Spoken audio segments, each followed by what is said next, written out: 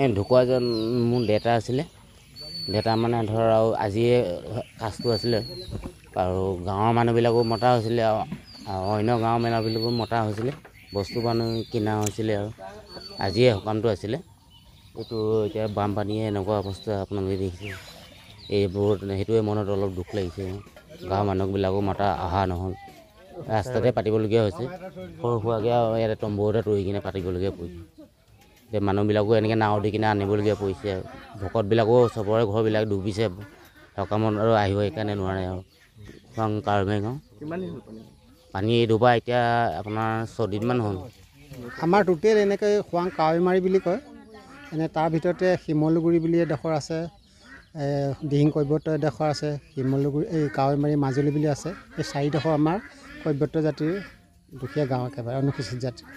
এতিয়া প্ৰায় আজি পানী হোৱা 7 দিনমান হ'ল।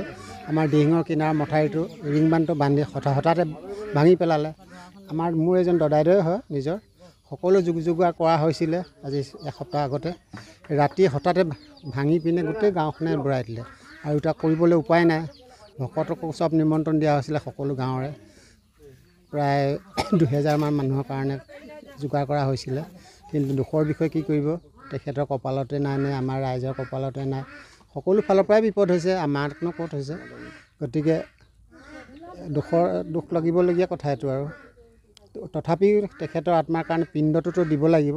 সেই 2জনমান ভকত এতিয়া নাৱত আনি পিনে নিয়মটো কৰি পিণ্ডটো দিয়া হৈছে।